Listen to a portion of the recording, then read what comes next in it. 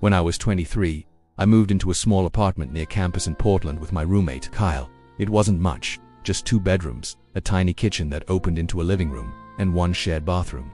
The floors creaked like crazy, and the walls were so thin we could hear everything from the unit next door, but it was cheap and close to school.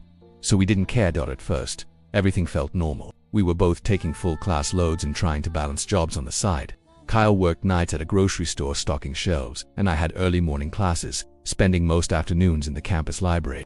We barely saw each other during the week, but we'd catch up over microwave dinners on Sundays or when we both happened to be home before midnight. Nothing seemed off at first. It started with small things. One day I went to the fridge to grab a leftover burrito I'd been saving, and it was just gone. I asked Kyle if he'd eaten it, and he swore he hadn't. A few days later, I noticed the milk was lower than it should have been, like someone had been using it. I figured maybe I'd forgotten how much I used in my cereal. Then my math textbook, a heavy thing I never moved unless I had to, ended up on the kitchen counter. I was sure I left it on my desk.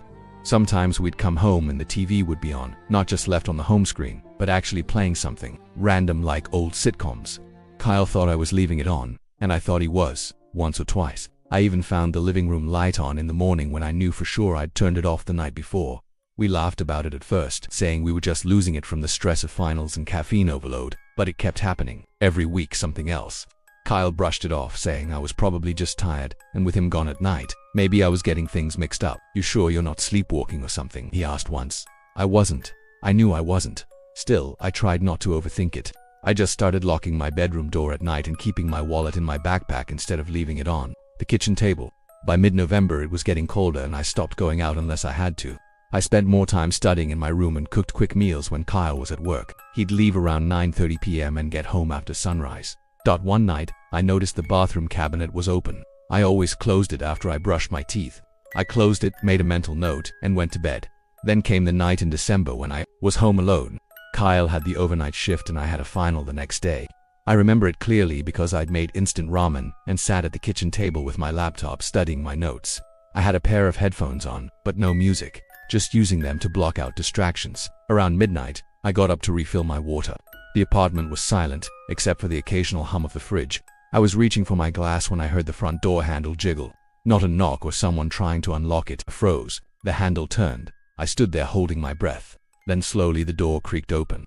About 6 inches, no footsteps, no voice, no shadow, just a gap in cold air from the hallway slipping inside. I grabbed the baseball bat we kept near the kitchen, more as a joke than anything, and stepped toward the door. When I yanked it open, the hallway was empty, dead silent. I walked out onto the landing and checked both directions. Nothing. Just the glow of the hallway lights and the buzzing of an old vending machine by the stairwell. I checked the stairwell, too. No one.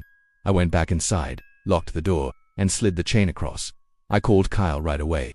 He picked up and sounded half asleep. I told him someone just opened the door, like with a key. He asked me to check if the deadbolt was scratched or if the chain had been forced, but I told him no, it didn't look forced at all. He was quiet for a second, then said, "I'll talk to the landlord tomorrow. We should probably change the locks." I barely slept that night. I kept thinking about that door slowly opening, not kicked in, not rattled, just turning like someone who belonged there, like someone who thought they still had the right. We also set up a cheap webcam system pointing at our door. It was just an old laptop we weren't using, hooked up to a basic USB webcam and running some free motion detection software I found online. Kyle was skeptical, but I needed some kind of proof or peace of mind. For 2 weeks, nothing happened. We kept the setup running every night and checked the footage every morning. Nothing but quiet, empty frames. We started thinking maybe I really had imagined the door thing, or maybe someone tried once and gave up. Then one morning, I opened the folder where the program saved clips and saw a video timestamped 3:12 a.m. The clip was about 10 minutes long. At first it showed nothing, just our closed front door, dimly lit by the hallway light seeping through the peephole. But then a man walked into frame. He looked to be in his 40s, wearing a dark windbreaker, jeans, and sneakers, with short hair. He didn't knock, he didn't even hesitate. He pulled out a keyring and started trying different keys one by one. Calm, focused, like he wasn't in a rush at all. It took him almost 10 minutes. At one point he paused and glanced around, but never looked at the camera. I don't think he knew it was there. When none of the keys worked, he gave up and walked away. I sat there frozen for a few seconds. Then I called Kyle at work and told him to come home.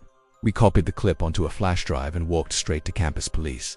They took it seriously. An officer sat us down, watched the video twice, and asked if we recognized the man. We didn't. They said they'd look into it and get back to us. It took 2 days. When the campus police called us back in, they already had a name. Richard Thompson. He used to live in our unit before we moved in. He got evicted about 8 months earlier for not paying rent, and according to the landlord, had left without turning in his keys.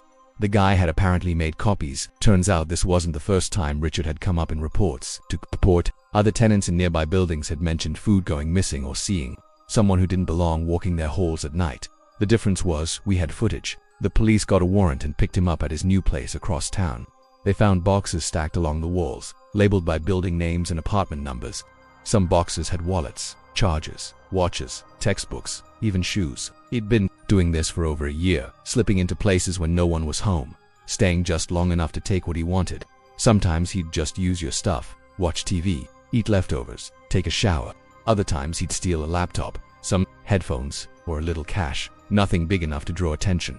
When they showed us the photos from the search, we recognized some of the items. A speaker Kyle thought he'd lost during a move. My old headphones I figured I left in class. But there were other things we hadn't even noticed missing. A USB drive, some kitchen tools, random chargers, stuff you wouldn't file a report over, stuff you just assume you misplaced.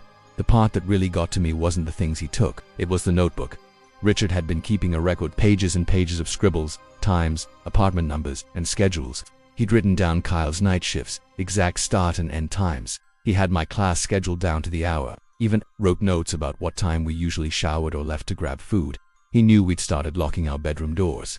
He knew we kept a bat near the kitchen. He had notes about our webcam thing too. We think that's why he stopped trying. After that last night, campus police said he had keys to at least 6 other apartments, maybe more. He'd made a whole routine out of it, targeting student housing because it was easy to predict our habits. He looked completely normal. He wasn't homeless, wasn't visibly unstable, just a guy who figured out how to make himself invisible. Packed up that weekend. We'd already signed the lease for the spring semester, but we told the landlord we were leaving anyway. He didn't argue. I think he felt guilty for not changing the locks after evicting the guy. We found a different place on the other side of town, closer to Kyle's job. I still lock my bedroom door at night, still check over my shoulder when I walk into my apartment. Even now, when I hear the door creak or a floorboard pop, my mind goes back to that webcam footage, to the man standing just a few feet away, quietly testing keys while we slept. Trust your gut when something feels off. We almost ignored it. We almost convinced ourselves we were just tired and forgetful, but we weren't. We were being watched, tracked, and invaded. You're not paranoid. You're just the only one paying attention.